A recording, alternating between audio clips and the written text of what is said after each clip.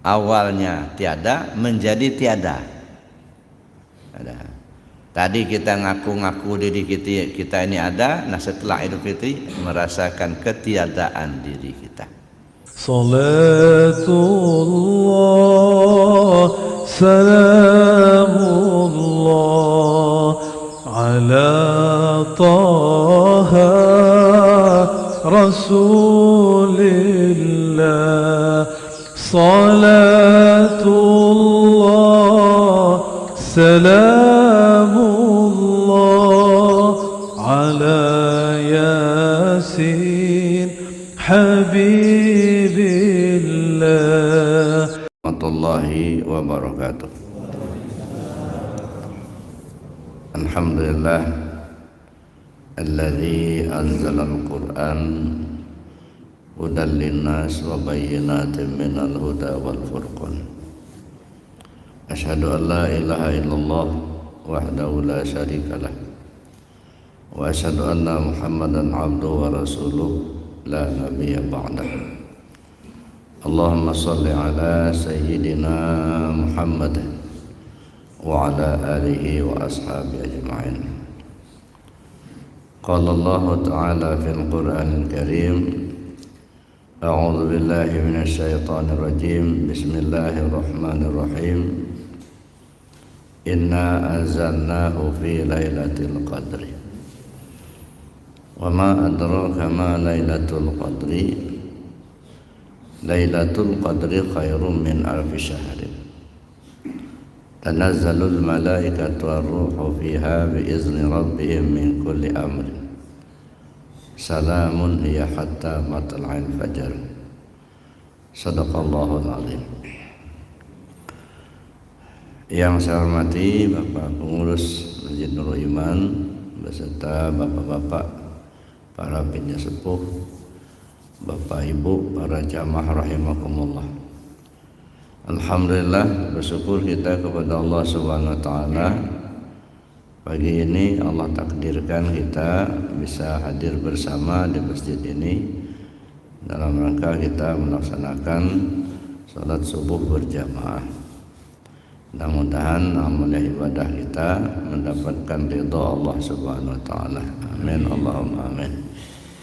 Sekarang kita sudah berada pada 17 Ramadan.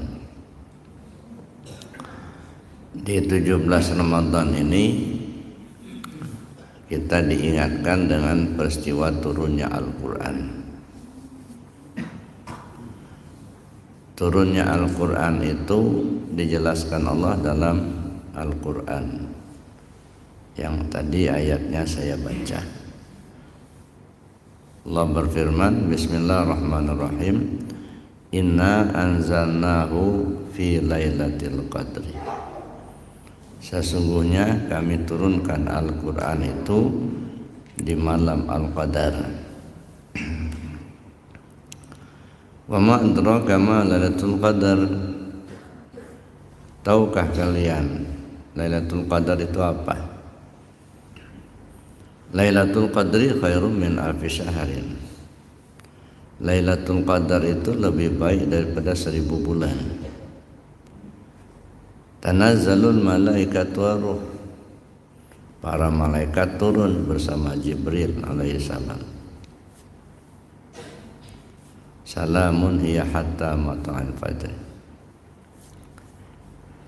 Mereka turun sampai dengan salamun hiya hatta matla'il fajri, selamat sejahtera hingga terbit fajar.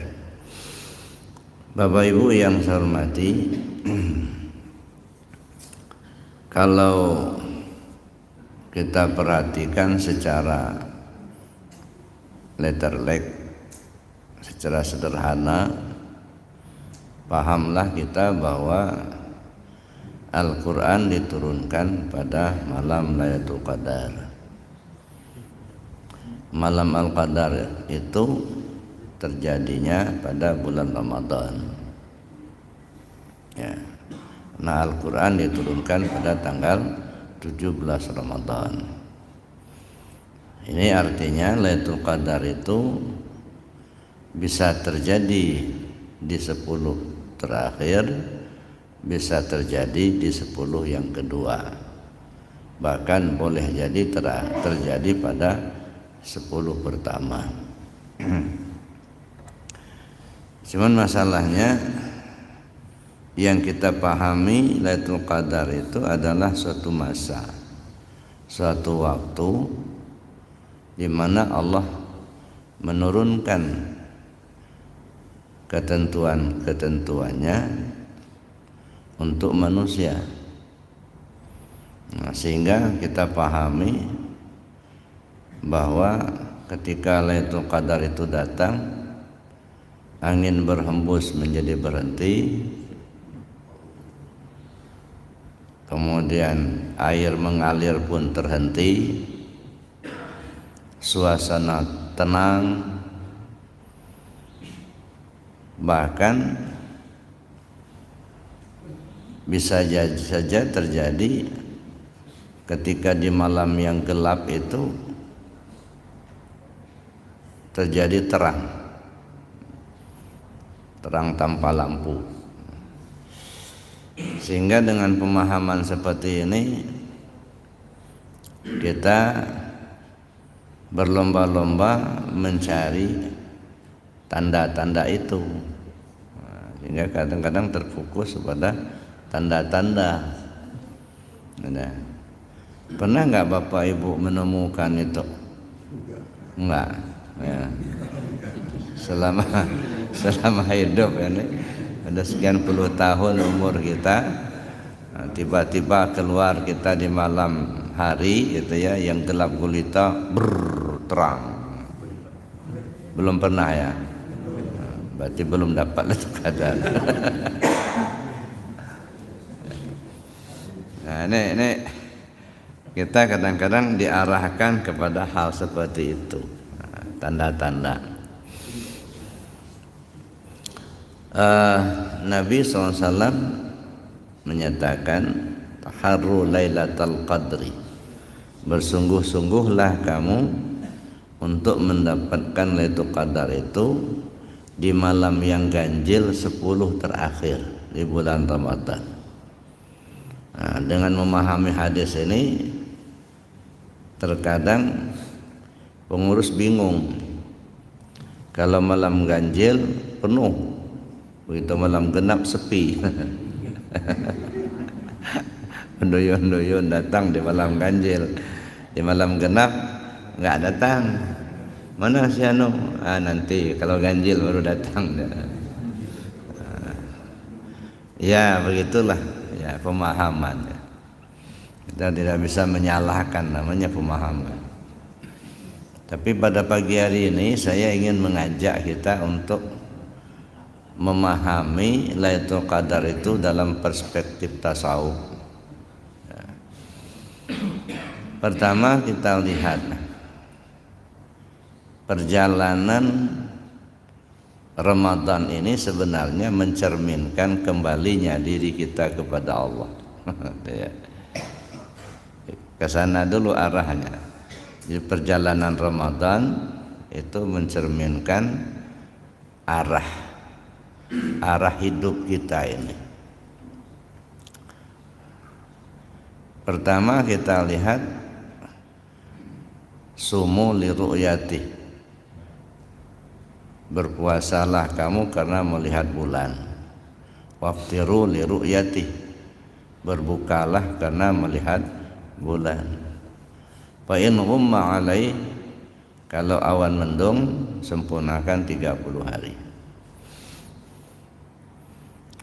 Secara lahiriah, secara syariat, tentu saja bulan yang kita lihat yang ada di langit namanya hilal.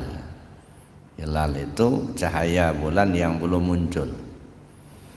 Nah, terlihat ada cahayanya, tapi bulannya belum kelihatan. Nah, ketika terlihat cahayanya itu atau terlihat hilal, itu berarti bulan itu sudah dekat, sudah mau muncul. Kalau sudah cahayanya kelihatan, itu berarti sudah masuklah bulan itu. Maka kita wajib puasa. Itu satu. Hilal itu apa? Nah, kalau secara syariat saya jelaskan tadi, itu adalah cahaya bulan. Tapi secara hakikat atau secara ma'rifat, apabila bulan sudah terlihat, hilal sudah terlihat, maka wajib puasa. Kalau kita ibaratkan diri kita ini adalah bulan, kapan hilal terlihat? Ketika kita sudah dewasa. Nah, sudah dewasa. Nah, karena kalau sudah dewasa, berarti kita sudah memahami adanya diri kita. Kita sudah paham bahwa kita ini melihat, kita ini mendengar, kita ini kuasa, kita ada keinginan, kehendak. Kesadaran kita tentang itu menunjukkan bahwa kita ini sudah dewasa. Tahulah kita api itu panas, tahulah kita kalau air itu membasahi gitu ya. Tahulah kita kalau tajam itu melukai. Tapi kadang-kadang belum juga terpahamkan oleh kita. Nah, fa'in ghumma alaih, kalau tertutup awan maka cukupkan 30 hari. Artinya apa? Kedewasaan seseorang itu dilihat dari dua sudut pandang. Pertama, dewasa karena tanda, alamat, artinya dewasa ditunjukkan oleh tanda. Kalau perempuan haid, kalau laki-laki mimpi basah. Kadang-kadang yang perempuan itu juga 8 tahun sudah haid. Laki-laki bujang umur 13 tahun sudah mimpi. Tapi kalau itu tidak terjadi, artinya umma, enggak terjadi, belum dewasa. Cukupkan 30 hari, artinya cukupkan waktu. Cukupkan bilangan waktu. Bilang waktunya kapan? Kalau perempuan 9 tahun, kalau laki 15 tahun. Nah, ini cukupkan waktu. Nah, jadi kalau sudah 9 tahun, walaupun bagi wanita, walaupun dia belum haid, itu sudah dianggap dewasa. Nah, laki-laki 15 tahun, walaupun dia belum mimpi basah, nah, dia sudah dianggap dewasa. Nah, ini artinya hilal sudah mulai terlihat. Kalau hilal sudah terlihat, sudah dewasa, apa yang harus kita lakukan? Nah, kalau di dalam syariatnya saum, puasa. Nah, hilal Ramadan terlihat, puasa. Hilal Syawal terlihat, maka buka. Nah, puasa itu apa? Puasa itu menahan. Kalau puasa dalam syariat, ya jelas menahan makan dan minum mulai terbit fajar sampai terbenamnya matahari. Tapi dalam konteks ini yang ditahan adalah keakuan diri. Keakuan diri, mengaku kita yang kuasa, mengaku kita yang berkehendak, ngaku kitalah yang hidup, ngaku kitalah yang berilmu. Nah, ini diarahkan ke sana sebab kadang-kadang susah disadari itu, Pak. Ya, jangankan baru dewasa, orang tua aja kadang-kadang nggak sadar-sadar. Ya, makanya perlu ada puasa, ada menahan, nah, ditahan keakuan. Nah, setelah ditahan dalam perjalanan Ramadan, nah, sekarang tanggal 17 Ramadan turunlah Al-Quran. Apa itu Al-Quran? Jelas itu wahyu Allah. Untuk apa? Hudal linnas, petunjuk. Nah, kemudian artinya dalam perjalanan hidup kita datang petunjuk. Petunjuk mulai datang. Nah, Al-Quran ini turunkan pada malam Al-Qadar. Nah, petunjuk sudah datang. Apa yang terjadi ketika petunjuk itu sudah datang? Maka tergeraklah hati kita ingin belajar, tergeraklah hati kita ingin berzikir, tergeraklah hati kita ingin memahami ilmu ketuhanan. kan? Arahnya kan kembali ke Allah. Nah, bagaimana kita akan kembali ke Allah kalau kita tidak mengenal Allah? Nah, diberi Allah petunjuk, sehingga maulah hati kita ini belajar ilmu ketuhanan, supaya kita ngerti, paham tentang Tuhan itu. Ya. Nah, setelah kita paham, datang petunjuk tadi, Lailatul Qadar. Lailah ini kalau dibahasakan malam. Apa yang terbetik di pikiran kita kalau kita sebut malam? Gelap. Ya kan? Kalau siang kan terang. Kalau malam gelap. Apa itu gelap? Gelap itu nggak tahu, itu gelap. Zulmah, bodoh, tak paham, itu gelap. Ya. Dia tidak mengerti mana yang halal, mana yang haram, tidak tahu mana sah, mana batal, tak paham ilmu tauhid, tak paham ilmu ketuhanan, tak kenal dia sama Allah, itu gelap. Ketika masih terjadi gelap itu, datanglah ketentuan Al-Qadar.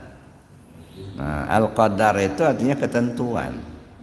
Sesuatu yang sudah ditentukan menjadi jelas. Nah, misalnya, kapan pengajian Buya di Al-Iman? Pada hari Minggu kedua pagi, ba'da subuh. Nah, jelas sudah ditentukan. Sebelum ditentukan masih meraba. Bisa hari Senin, bisa Selasa, Rabu, Kamis, Jumat, Sabtu. Masih gelap. Tapi begitu ditentukan minggu kedua, ya, ba'da subuh, sudah jelas. Nah, kalau sudah jelas, nah hilang keraguan tadi. Nah, Allah beri petunjuk, paham, ngerti kita tentang ketuhanan itu. Ketika kita sudah mengerti, paham kita tentang ilmu ketuhanan, mengenal kita akan Allah dengan sempurna, maka yang tadi tidak rajin ibadah menjadi rajin ibadah. Yang tadinya tidak kenal zikir menjadi kenal zikir. Yang tadinya malas berzikir rajin berzikir. Yang tadi tidak mengenal Allah menjadi kenal Allah. Nah, ketika kita sudah masuk ke pengetahuan itu, mengenal kita akan Allah, kenal kita Allah yang kuasa, kita yang lemah. Kenal kita Allah itu kaya, kita yang miskin. Ya, kenal kita Allah itu yang kuasa, kita yang lemah. Nah, ini. Jadi mengenal diri, kenal diri kita ini lemah, yang kuat Allah.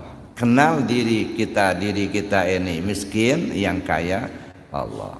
Kenal kita diri kita ini tak melihat, ya, yang melihat Allah. Kenal diri kita ini bodoh, yang pintar itu Allah. Kesadaran ini kemudian pada akhirnya datang waktu bayar zakat fitrah. Apa itu zakat fitrah? Ya, zakat kita berikan kepada yang berhak menerima. Kalau secara syariat tentu makanan pokok. Karena makanan pokok kita ini beras, maka yang kita zakatkan beras. Begitu mereka makanan pokoknya gandum, yang mereka zakatkan gandum. Artinya makanan pokok.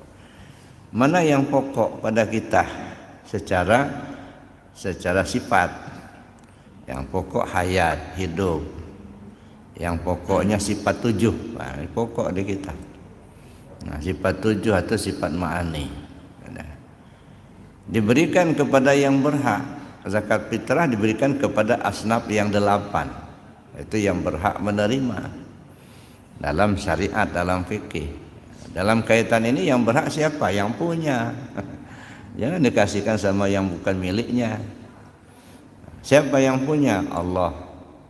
Nah, berarti kembalikan, serahkan kepada Allah. berikan kepada Allah.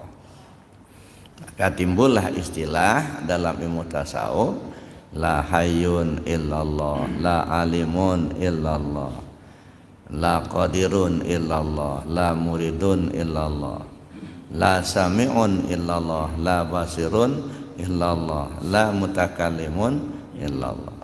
Nah, setelah kita serahkan, datanglah waktunya yang kita sebut dengan Idul Fitri. Kembali fitrah. Apa fitrah? Fitrah manusia awalnya tiada. Nah, kembali tiada. Fitrah manusia iman. Fitrah manusia ini tidak tahu. Kembali ke tidak tahu. Yang tahu Allah. Maka Idul Fitri itu sebenarnya inna lillah wa inna ilaihi raji'un. Nah, kembali ke Allah. Jadi Idul Fitri kembali ke fitrah, kembali ke kondisi semula. Fitrah kondisi semula. Awalnya tiada menjadi tiada. Tadi kita ngaku-ngaku diri kita ini ada. Nah, setelah Idul Fitri merasakan ketiadaan diri kita. Nah, itu fitrah. Nah, beda dengan pemahaman bahasa. Idul Fitri itu kembali. Fitir itu futur. Futur itu apa? Sarapan pagi. Nah, Idul Fitri balik sarapan pagi. Nah, jadi begitu 1 Syawal, nah balik sarapan pagi balik. Nah, makanya kalau Idul Fitri itu jangan berangkat dulu untuk sholat Id sebelum sarapan dulu. Namanya Idul Fitri. balik makan pagi. Kemudian timbullah istilah halal lebih halal. Halal lebih halal itu apa? Melakukan perbuatan yang halal di saat sudah dihalalkan. Makan minum halal, 1 Syawal waktunya sudah dihalalkan, maka disebut halal lebih halal. Kalau sekarang kita makannya halal, cuman masih haram, maka disebut halal biharam. Jangan dulu, nanti 1 Syawal baru halal bihalal.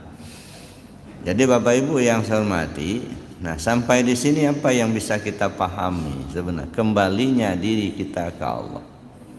Nah, makanya kata Allah, as-saumu li wa ana ajzi bihi. Banyak orang memahami puasa itu untuk aku, kata Allah, aku yang akan membalasnya. Emangnya Allah tuh butuh puasa kita? Allah nggak butuh nggak?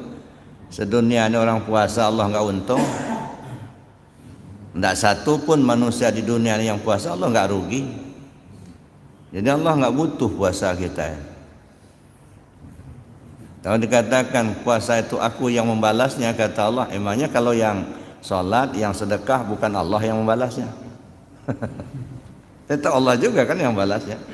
Nah, jadi kalau menurut saya as-saumu li artinya apa? Puasa itu untuk menuju aku. Nah, kita tahan itu gunanya apa? Untuk menuju Allah. Nah, kalau sudah menuju Allah sampai ke Allah, ana ajzi bihi, aku yang menjadi balasannya, bukan pahala lagi, Pak. Ya, jadi bukan pahala, bukan surga lagi urusannya. Aku jadi balasannya. Kalau kita anekdot kan, ada seorang gadis cantik, ya, rebutan remaja. Kata si gadis ini, siapa yang bisa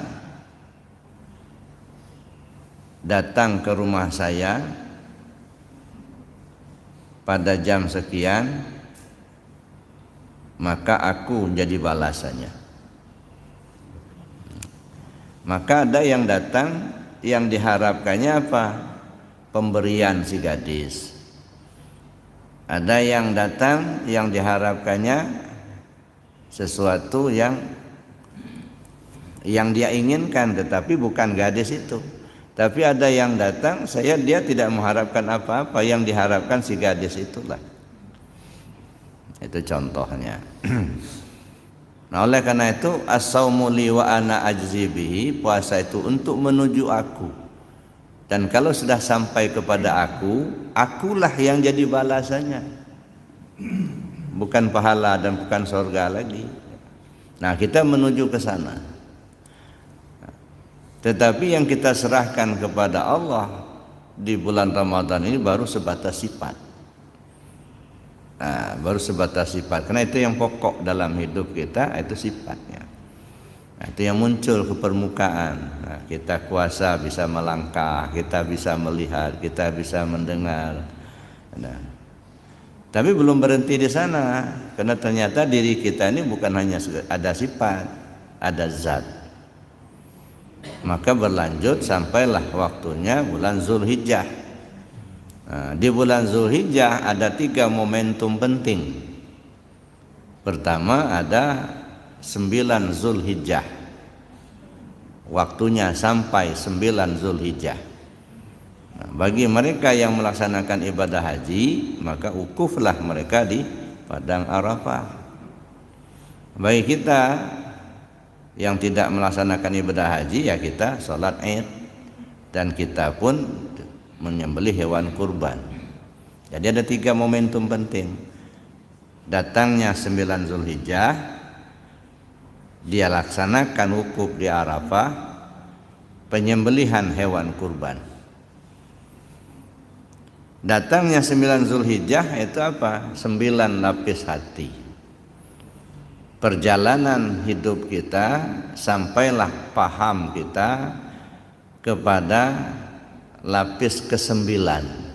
Nah, dulu udah sering saya sampaikan lapisan hati, ada 9 lapis hati. Banaitu fi jawfi Adam qasran. Saya bangun di tubuh Adam itu sebuah istana. Wa sammaituha sadran, yang kuberi nama as-sudur. Ini lapis pertama. Hati lapis pertama namanya sudur.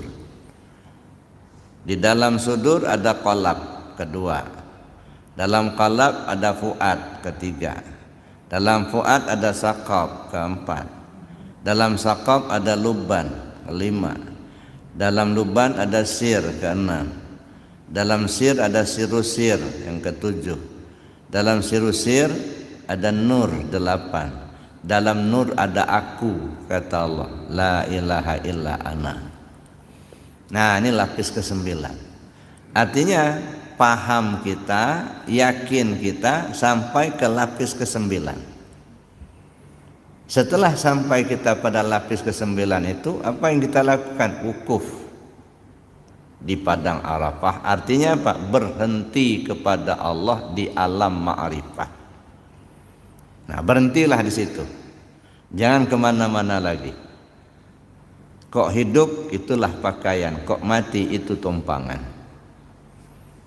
Nah, makanya bukan persoalan pahala lagi tadi. Hidup yang akan dipakai, mati yang akan ditompang. Setelah sampai pada saat itu, sampai pada titik itu, sembelih hewan kurban sebagai tanda. Apa yang dipentingkan dalam penyembelihan hewan kurban bukan persoalan daging, tetapi penyerahan nyawa. Nyawa itu apa? Zat bagi kita. Kalau begitu, di Ramadan yang kita serahkan sifat, di Adha yang kita serahkan zat. Zat dan sifat sudah kita serahkan kepada Allah, menjadilah zatnya zat Allah, sifatnya sifat Allah. Nah, kalau sudah kita serahkan, barang sudah diserahkan, kan nggak punya lagi kita. Ya, saya pinjam uang 100.000 dari Pak Haji, ya, dikasih sama beliau, ada di tangan saya. Begitu saya kembalikan, serahkan lagi, diterima sama beliau, nggak ada lagi di tangan saya. Kalau masih di tangan saya, belum diserahkan namanya.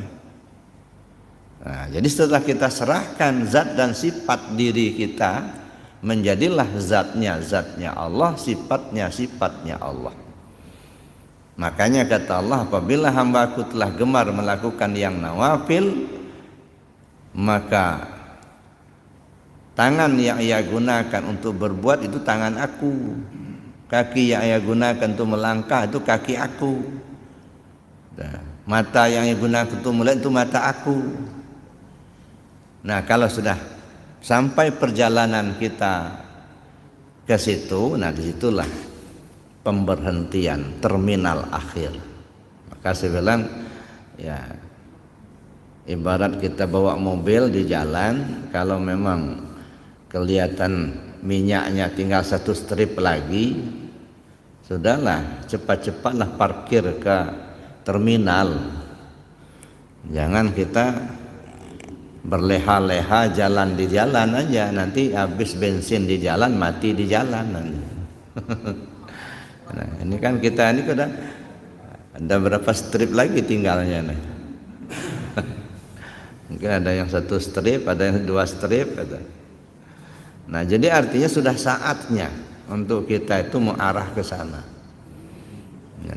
Jadi apa yang kita lakukan, kita gimana caranya supaya bisa usul kepada Allah.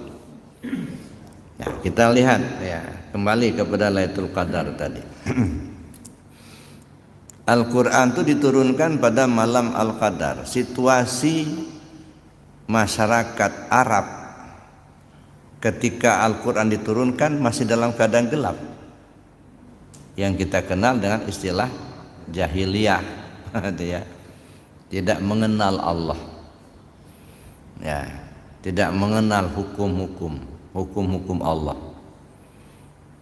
Kalimat tauhid yang dulu diajarkan, disampaikan oleh Nabi Allah Isa alaihissalam, sudah mereka tinggalkan, tidak dipakai lagi. Dalam situasi yang gelap itu, maka Allah turunkan Al-Quran. Nah, begitulah gambarannya kehidupan kita. Oleh karena itu di malam Al-Qadar ini sangat boleh jadi kita mendapatkannya di malam genap. Bisa saja si B mendapatkan di malam ganjil gitu. Nggak sama, Pak. Jadi bukan sekali turun, enggak. Si A mendapatkan di malam genap, si B dalam malam ganjil. Nanti si C nanti mungkin 10 terakhir baru menemukan. Kenapa? Petunjuk. Jadi Lailatul Qadar itu artinya petunjuk untuk ma'rifat kepada Allah. Maka kita berlomba-lomba untuk mencari Lailatul Qadar itu pada malam yang ganjil. Yang malam gelap, yang tidak tahu, yang ganjil itu ya Allah yang ganjil. Tak tahu sama Allah, maka berusahalah. Ya. Nah, apa yang perlu kita usahakan? Yang pertama, kita berusaha untuk belajar. Yang kedua, kita berusaha lewat amal. Nah, jadi pengetahuan dan amalan. Jadi antara amaliyah dengan ilmiah ini harus sejalan, Pak. Nggak bisa kita mengambil salah satu, membuang salah satu. Pokoknya beramal, jalan aja. Mau kemana, Pak? Nggak jelas dah. Jalan-jalan. Asal jalan tapi nggak tahu arah, ini bisa kesasar. Nah. Tapi begitu kita tahu arah tapi tidak jalan, nggak nyampai juga. Tahu persis kita kalau mau ke Jakarta dari sini, dari rumah kita naik angkot misalnya atau naik bis sampai kita ke Bakau. Di Bakau nanti kita naik kapal feri sampailah di Merak. Sampai di Merak naik mobil bis ke Rambutan. Dari Rambutan nanti ambil angkot nomor sekian menuju alamat. Tahu persis tapi duduk nongkrong di Bandar Lampung, kira-kira sampai enggak? Ya enggak, cuman teorinya aja. Ya. Begitu juga jalan aja, mau kemana, Pak? Mau Jakarta. Tapi kita nggak tahu Jakarta itu ada di mana. Pokoknya kata orang, kalau ke Jakarta tuh naik mobil. Berhentilah kita di halaman rumah kita, lewat truk, mobil, naiklah kita. Nggak taunya mobil karet PTP ke Jambi. Balik kita, Pak udah nyampai Pak katanya. Balik kita, nggak enak Jakarta itu sepi karet semua. Kenapa? Nggak tahu alamat. Maka diperlukan tahu alamat dan harus ditempuh perjalanan itu. Gitu. Maka saya katakan ilmiah dan amaliyah. Nah inilah isyarat daripada Lailatul Qadri khairum min alfi syaharin. Lailatul Qadar itu lebih baik daripada 1000 bulan. Maksudnya apa? Amaliyah yang kita lakukan di malam Al-Qadar itu nilainya sama dengan amaliyah selama 1000 bulan. Apa maksudnya ini? Tafakkur sa'atan khairum min salati alfi sanah. Berpikir sejenak, sedetik bagi orang arif billah itu lebih baik daripada salat selama 1000 tahun. Jadi amal ibadahnya seorang arif billah jauh lebih baik daripada amal ibadahnya orang yang tidak arif billah. Makanya disebut Lailatul Qadar khairum min alfi syahrin. Al-abid sayyarun ilal jannah wal arif tayyarun ilal qurbah. Orang abid hanya rajin ibadah tapi tak kenal Allah. Pokoknya rajin betul kalau ibadahnya, tapi Allah yang dia sembah dia nggak paham. Pokoknya Tuhan itu namanya Allah, nama. Siapa yang bernama Allah itu dia nggak tahu. Di mana Allah itu nggak paham. Ini abid. Al-abid sayyarun ilal jannah, ibarat jalan kaki menuju surga. Makanya tidak heran kita kalau abid yang dipikirkannya surga sama bidadari. Banyak-banyak ibadah supaya masuk surga. Banyak-banyak ibadah biar ketemu bidadari. Ini ibarat jalan kaki menuju surga. Tapi orang arif billah tayyarun ilal qurbah, terbang menuju Allah. Dia nggak mikirin surga lagi, nggak. Dia nggak mikirkan bidadari, nggak. Yang diinginkannya Allah. Nah, ini yang disebut dengan ana ajzi bihi, aku yang jadi balasannya. Kembalinya diri kita kepada Allah dengan sempurna. Nah, itulah itu qadar. Nah oleh karena itu bersungguh-sungguhlah kata Nabi, taharru, bersungguh-sungguh, jangan ecek-ecek, asal-asal, sungguh-sungguh mencari ilmu ketuhanan itu, cari gurunya, jangan hanya baca buku, cari betul yang ahlinya, supaya kita terbimbing usul kepada Allah. Karena yang kita tuju bukan pahalanya, tapi Allahnya. Nah makanya orang-orang yang dibukakan Allah hatinya ke arah itu, dia nggak mikirkan lagi berapa duit yang akan dikeluarkan, ya, berapa masa yang akan dia lalui, enggak. Yang dia pikirkan itu gimana supaya usul kepada Allah. Maka tidak heran kalau ada orang dari muda Pak, mencari ilmu ketuhanan itu sampai tua. Dia nggak mikirkan gimana supaya duitnya banyak, bagaimana supaya harta, enggak. Yang dia pikirkan gimana bisa usul ke Allah. Maka seringkali ada orang yang mengorbankan hartanya untuk mencari guru agar bisa usul ke Allah. Mengorbankan waktunya. Ada yang sampai nggak mau nikah, Pak. Rabi Adawiyah itu nggak mau nikah. Bukan tidak ada yang melamar, banyak yang melamar, termasuk Hasan Basri itu melamar. Apa kata Rabi Adawiyah? Jawab pertanyaan saya sebagai maharnya. Kalau kamu bisa menjawab pertanyaan saya, nikah kita. Kalau enggak. Ketika nanti dikubur, ditanya mungkar nakir, kira-kira saya nanti Bisa jawab apa enggak? Ya enggak tahu gimana jawabnya, belum ditanya kok. Nah, karena banyak pertanyaan-pertanyaan disampaikan, enggak ada satu pun yang bisa dijawab oleh Hasan Basri. Kalau begitu kita enggak bisa nikah. Kenapa Rabi' Adawiyah enggak mau menikah? Bukan dia enggak tahu hukum tabatul, tahu persis. Tapi takut betul kalau kecintaannya kepada Allah akan berbelah dua, akan berbagi. Dia ingin full cintanya hanya ke Allah. Artinya apa? Sanggup mengorbankan tidak menikah itu demi untuk cintanya kepada Allah, enggak mau terlepas. Nah,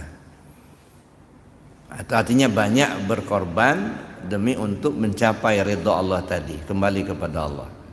Ini kalau tinjauan tasawufnya. Tapi kalau ditinjau fikih tentu ya Allah Rasul melarang seseorang yang bertabatul gitu ya. Ya kalau laki itu semuanya nggak mau nikah lagi, nggak ada yang lahir lagi nanti, habis dunianya. Nah, maka dilarang. Nah, tapi secara individu itu orang mengorbankan hartanya, mengorbankan waktunya demi untuk mencapai ma'rifat kepada Allah. Nah, jadi makanya bersungguh-sungguhlah kamu untuk mendapatkan Lailatul Qadar itu di malam yang ganjil 10 terakhir. Artinya apa? Di malam yang ganjil, malam gelap, yang belum tahu Tuhan, bersungguh-sungguhlah mencari. 10 terakhir usia tua, Pak. Kan 10 terakhir kan sebenarnya selesai kan Ramadannya. Di usia yang senja begini, jangan lagi kita berleha-leha gitu.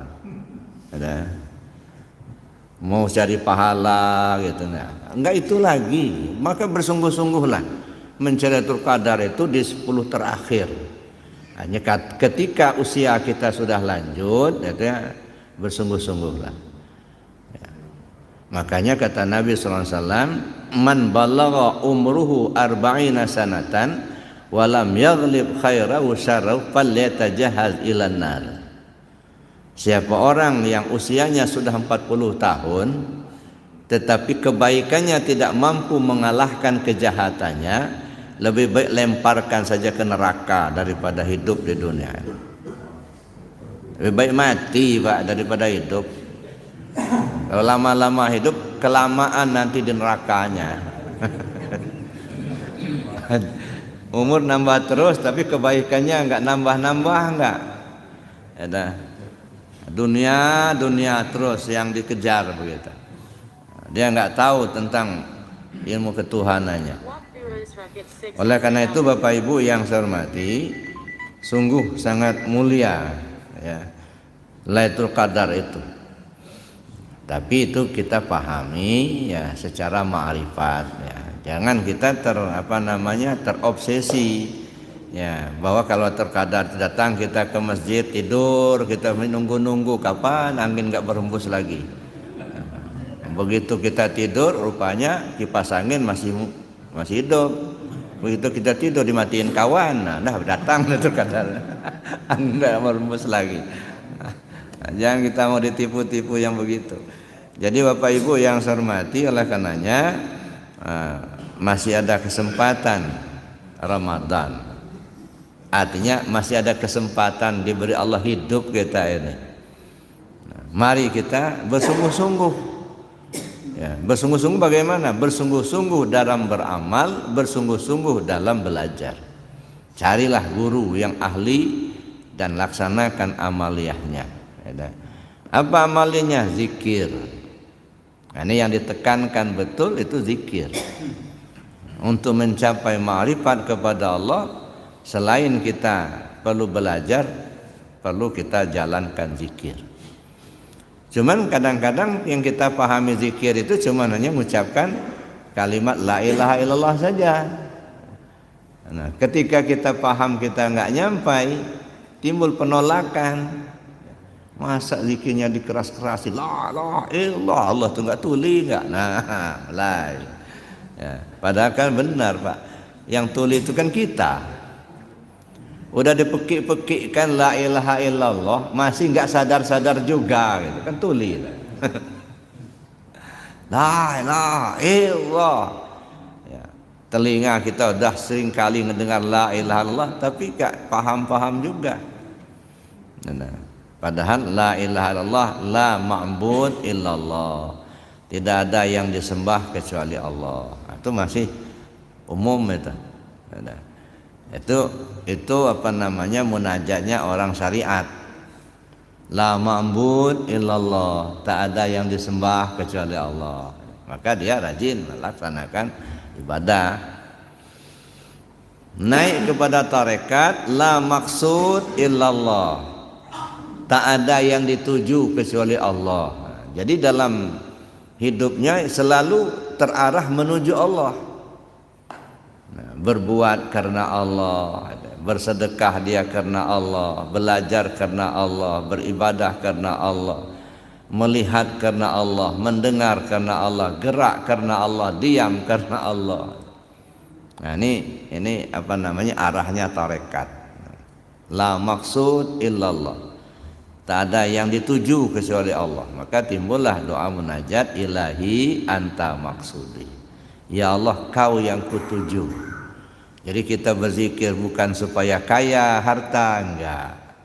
Kita berzikir supaya masuk surga, enggak juga. Kita berzikir supaya lepas dari neraka, bukan itu tujuannya. Kita zikir untuk kembali ke Allah, usul ke Allah. Makanya ilahi anta maksudi. Naik ke alam hakikat, la maujud illallah. Nah ini yang ada di antara orang yang saya dengar, dia nggak setuju la maujud illallah, sebab katanya yang namanya maujud itu artinya yang dijadikan. Nah kalau la maujud illallah berarti tidak ada yang dijadikan kecuali Allah lah yang dijadikan. Nah, kan nggak setuju. Nah ini paham bahasa, dia nggak paham hakikat enggak. Nah, ini kan bahasa hakikat, Pak. La maujud itu artinya tidak ada yang maujud kecuali Allah. Maujud itu apa? Ini yang dijadikan. Nah yang dijadikan ini apa? Ini bayangan, mazhar. Hakikatnya yang dijadikan ini nggak ada. Ini diri kita dijadikan, maujud dijadikan. Hakikatnya ini nggak ada gitu. Maka disebut la maujud illallah. Yang maujud ini nggak ada, yang ada itu Allah. Dulu kita ini nggak ada, kemudian dilahirkan di dunia melalui kandungan ibu kita menjadi ada. Perjalanan hidup kita sekian tahun kemudian, sekian puluh tahun kemudian menjadi tidak ada. Jadi dari tiada menjadi tiada. Isinya apa? Ya nggak ada. Awalnya nggak ada, kemudian nampak. Nampak itu kan wujud, ada. Nah setelah itu lenyap, nggak ada. Mana si Ano? Udah nggak ada. Udah nggak ada. Jadi dari tiada menjadi ada, menjadi tiada. Hakikatnya yang nggak ada. Yang ada siapa? Ya yang ada itulah yang ada. Yang ada siapa? Ya Allah. Maka disebut la maujud illallah. Yang ada itu sebenarnya yang maujud ini, yang dijadikan. So yang wujud itu Allah gitu. Nah yang maujud, yang dijadikan ini hakikatnya nggak ada. Maka disebutlah la maujud illallah. Maka beda dipahami secara bahasa dengan dipahami secara hakikat. Wah, ini kan bahasa hakikat. Nah, jadi Bapak Ibu yang saya hormati, nah itu perjalanan kita menuju Allah. Nah oleh karenanya bersungguh-sungguh berzikir. Nah, zikir ini, nah ada 4 tahapan zikir itu. Dulu pernah saya jelaskan, ada zikir di tingkat syariat, ada zikir di tingkat tarekat, zikir di tingkat hakikat, dan zikir di tingkat ma'rifat. Masih ingat Zikir di tingkat syariat gimana caranya? Ucapan dan perbuatan. Maka baca Quran zikir, sholat zikir, haji zikir. Nah, jadi zikir di tingkat syariat caranya diucapkan dan diperbuat. Zikir di tingkat tarekat gimana caranya? Diingat. Ingat hati kepada Allah. Nah, ini maksud di tingkat tarekat, Pak. Nanti kalau sudah sampai ke hakikat beda lagi. Kata kawan, kalau kamu masih mengingat Allah, tanda enggak ingat kamu sama Allah. Siapa yang masih mengingat Allah, tandanya belum ingat. Iya kan? Ya, siapa yang mengingat Allah, tanda belum ingat.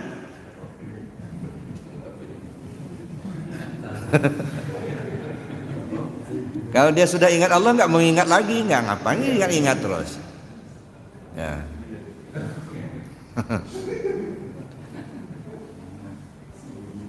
Bapak tadi dari rumah datang ke Nurul Iman. Di perjalanan belum nyampai ke Nurul Iman, masih menuju Nurul Iman, menuju masjid. Kalau sudah masuk masjid, ngapain menuju masjid lagi? Masih belum nyampai, itu disebut menuju masjid. Tapi kalau sudah nongkrong di dalam masjid, bukan menuju masjid lagi, sudah di dalam masjid. Rokok, Bapak Ibu masih ingat apa itu rokok? Tahu kan rokok kan? Tapi jangan dihisap dulu. Rokok, percaya nggak Bapak Ibu kalau rokok itu ada? Percaya kan? Kenapa Bapak Ibu percaya ada rokok? Nah kan? Kalau nggak ngelihat nggak percaya sama rokok itu. Karena melihat rokok, jadi kalau nggak dilihat nggak percaya sama rokok itu.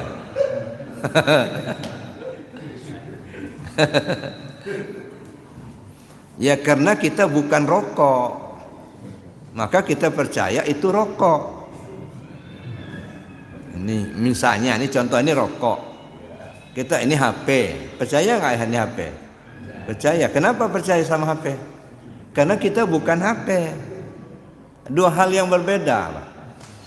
Rokok satu, kita satu. Percaya sama rokok? Percaya. Kenapa? Karena kita bukan rokok. Andaikan satu saat kita jadi rokok, masih perlukah percaya sama rokok? Ngapain percaya? Memang aku itulah yang rokok ada. Ngapain percaya sama rokok lagi? Aku itulah yang rokok gitu. Nah, jadi itu ingat. Jadi kalau masih mengingat, tanda belum ingat. Kapan kita ingat? Ketika sudah nggak ingat.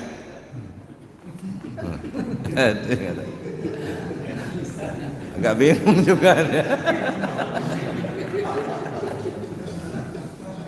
Masya Allah. Artinya kalau kata masih mengingat-ingat, itu masih ada upaya, masih usaha kita. Ya. Tanda kita belum ingat, maka kita mengingat. Begitu kita ingat, enggak usah ingat-ingat lagi. Memang kita ingat, udah ingat. Nah, ingat hati ke Allah. Naik lagi nanti ke hakikat. Nah, caranya bukan sekedar ingat, tetapi dirasa. Jadi caranya apa? Zikir rasa. Maka zikir itu sebenarnya, ya, puncak zikir itu bukan sebutan, kesadaran. Ya, kesadaran. Maka dirasakan. Nanti naik ke ma'rifat. Caranya gimana? Dipandang. Nah, kalau di syariat diucapkan dan diperbuat, kalau di tarekat diingat, kalau di hakikat dirasa, kalau di ma'rifat dipandang. Dan ini 4 macam zikir ini harus simultan, sekaligus terbawa pada saat sholat. Maka sholat itu sekaligus itu pelatihan awal itu sebenarnya. Ya. Jadi zikir syariatnya ada, tarekatnya ada, hakikatnya ada, ma'rifatnya ada. Harus terbawa ketika sholat. Nah, ketika kita sudah terbawa di dalam sholat, bisa kita terapkan seperti itu, bawa keluar. Ketika kita tidak dalam posisi sholat, tetapi seolah kita dalam sholat, itu baru mendirikan sholat, Pak. Nah, makanya kata Allah, dirikan sholat, bukan kerjakan sholat. Dirikan sholat, tegak berdiri, di mana saja. Nah, tapi pelatihan awalnya itu justru di dalam sholat itu. Nah, makanya sholat itu sendiri kan dalam Al-Quran kan dijelaskan, disebutkan ada 3 posisi. Ada sholat fi awqatiha, ada sholatul wusta, ada sholatul daim. Nah, sholatul daim itu sholat yang berkekalan, itu yang sholat yang berdiri. Nah, maka kita kembangkan lagi. Kalau di syariat apa itu sholat?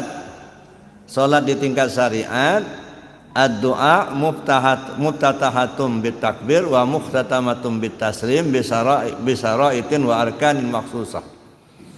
Kumpulan doa yang diawali dengan takbir, diakhiri dengan salam, dengan syarat rukun tertentu. Ada jelas itu.